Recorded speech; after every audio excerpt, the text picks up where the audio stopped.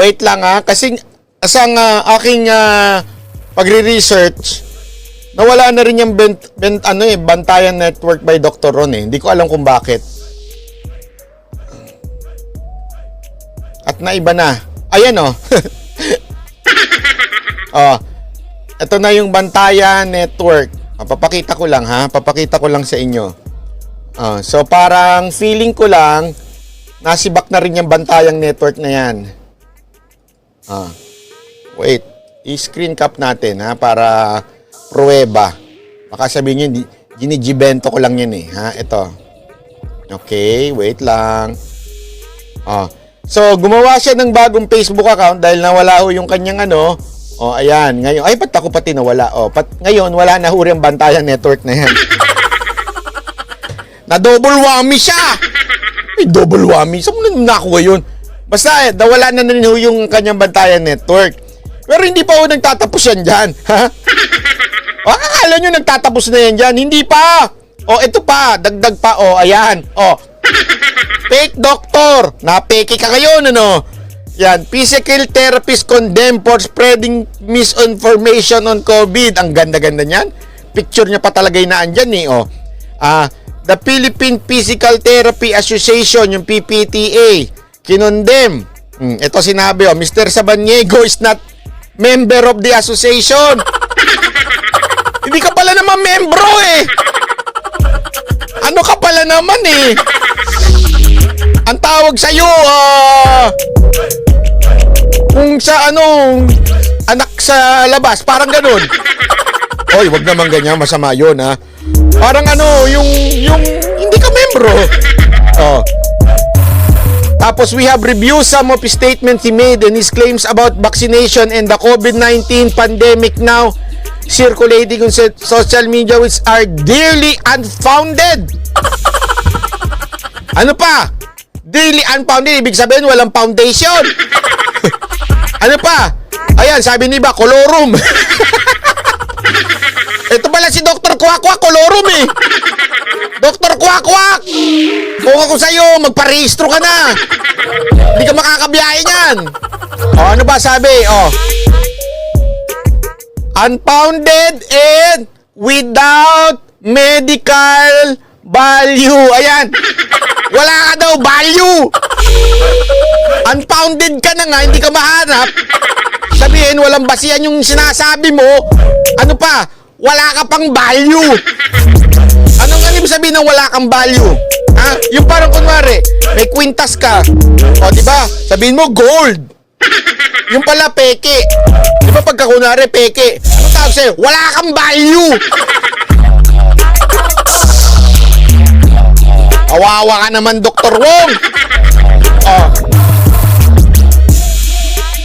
Ito pa, his claims do not reflect the views of the entire physical therapy profession. Even less so of the PPTA. Madaling salita. Ilayo nyo kami dyan ha. Wala kaming kinalaman dyan. Hindi totoo yung pinagsasabi dyan. Unfounded na, wala pang value. Ilayo nyo kami, hindi kami ganyan. Matino kami. Yan lang ang hindi matino. Sa madaling salita, kinahihiya ka ng mga kasamaan mo. Hindi ka ba na nun? Kasi unang ang kaaway lang niya, MD, di ba? Sinasabi niya yung mga MD, wala yan, mga MD na yan. Ngayon, yung mismong mga PT, kinahihiya ka. Pero sa tingin ko, PT ka talaga. Parang tanga. Ay, hindi. Ayun naman, wag ganon, ha?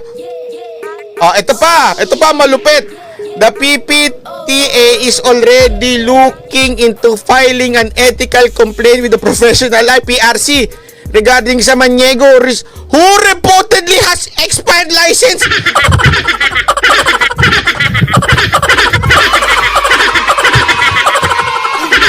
Expired pa daw yung lisensya mo, pambihira ka naman, kolorum ka na nga, expired pa lisensya mo. Ano ba yan, Dr. Wong? Kahiya-hiya ka naman sa pinagkagagawa mong yan. Ano ba naman yan? Sus! Nagulat ako dito eh. Sasampahan ka na nga ng kaso sa PRC ha. Tapos Expire pa pala yung lisensya mo. Pambira ka naman.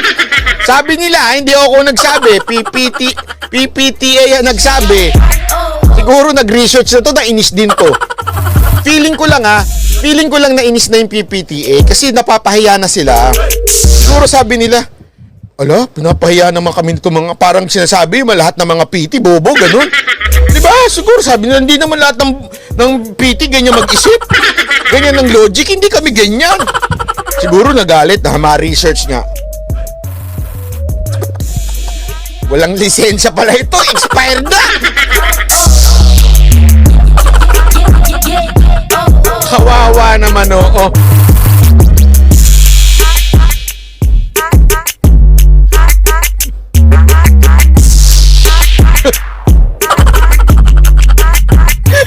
Talagang inulit pa eh. Bastos din tong News 5 eh. Sabi ito sinabi ni Dr. Rong. Ito tanong ko sa DOH at sa mga naniniwala na may COVID na nakamamatay at nakakahawa ng gusto. Paano nyo nalaman na may COVID? Paano nyo nalaman na may COVID? Anong proof nyo na mayroong COVID pa rin? Anong proof nyo na nakakahawa, nakakamatay ang COVID? Ganyan ba magsalita yun, di ba? Paano nyo nalaman may COVID? Paano nyo nalaman nakakahawa ang COVID? Paano nyo nalaman nakakamatay ang COVID? Ngayon nga meron na naman siyang post eh. Ito lang mga tanong ko, patunayan ninyo ganito. Sabi ko, unang-una, okay, gusto ko nga, alam mo, muntik-muntikan ako hindi makatiis, gusto kong sumagot doon. Sa post niya, alam mo kung bakit? Siya yung nag-aakusa na hindi totoo yung COVID, pero magpapatunay yung inaakusahan niya. Tandaan niyo ito meron tayong tinatawag na burden of proof. Kung ikaw ang nag-akusa ng something, ikaw ang magpatunay doon sa akusasyon mo. Yun ang tinatawag na burden of proof. Ito, buong mundo nakakaranas ng COVID. Lahat ng mga eksperto nagkakasundong may COVID. At lahat ng eksperto na minamamatay sa COVID. Okay? Alam mo yan. Tapos ikaw, out of nowhere, walang namamatay sa COVID. Hindi totoo yung COVID.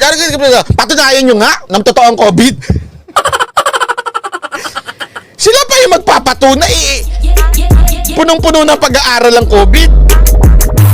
Kung ikaw ang nag-akusa, Dr. Ron, na sinasabi mong walang COVID, hindi totoo ang COVID, dapat ikaw ang magpatunay. Ikaw ang magsabi, ito, ganito ang dahilan kung bakit wala na ang COVID. Ganyan. Ikaw yung nag-akusa eh. Parang ganito ginawa niya, Parang ganito yung logic niya. Ikaw, sorry. Wala. Ikaw, Banat Bay. Banat Bay. Ikaw, magnanakaw ka, Banat Bay. Patunayan mong hindi ka magnanakaw. Ikaw yung nag-akusa, tas ako magpapatunay. Ano ka?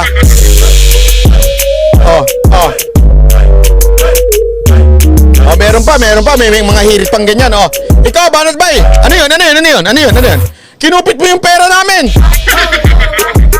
Tapos ako magpapatunay na hindi ko kinupit. Patunayan mo, hindi mo nga kinupit.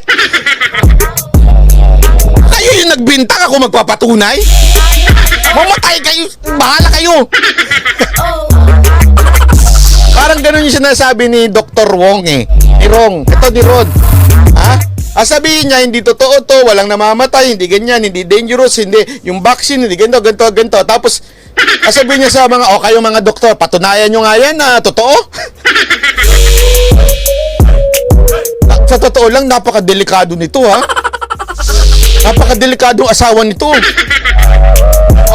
Isipin mo na lang, kunwari, ikaw asawa. Nang babae ka. Kunwari lang, gaganunin ka. Nang babae ka, basta nang babae ka, patunayan mo nga hindi ka nang babae. Tapos pag tinanong mo, paano mo naman nasabing nang babae ako? Basta patunayan mo hindi ka nang babae. Masakit sa bangs nun. Paano kaya yun, pag ginanon mo yung asawa mo?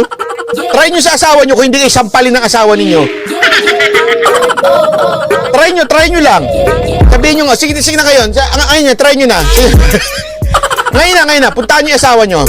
Sabihan nyo yung asawa mo na may third party ka. Patunayan mong wala kang third party. Sige na, puntahan nyo yung asawa nyo. Pag hindi kayo sampalin ng asawa ninyo. Oo, tama yung sabi nito ni Jeps Alcantara. Parang Trillanes, bintang muna, problater. Alam mo kung sino ang mga may ganyan. Yung totoo ha. Alam mo kung sino may ganyan? Yung mga makakaliwang grupo, yung mga propagandista ng mga NPA. Yung totoo, yan ang mga mahilig sa ganyan, yung sasabihin nila. Hindi ko sinasabing siya ha. Okay? Wala ko sinasabing siya. Pero yung ganyang klaseng logic, yan o yung mga logic ng mga propagandista na, may militarisasyon! Patunayan nyo walang militarisasyon dyan! Totoo. Di ba, sasabihin, kunwari may nahuli, may nahuling makakaliwang grupo na may nahuling may mga armas sa bahay. Biglang hihirit yung mga kasama nila. Patunayan ninyo walang armas. Ay, patunayan ninyong may armas. Kita mo na ngang may armas, tapos papatunayan pa nila. Walang armas yan. Walang armas. Yun na, pahama ka boss. Marami nang nasampal. Nagigets nyo na yung point ko? Iyak siguro. Isipin mo, 700,000 daw ang followers niyan, tapos na-take down. Ang sakit sa bangs nun.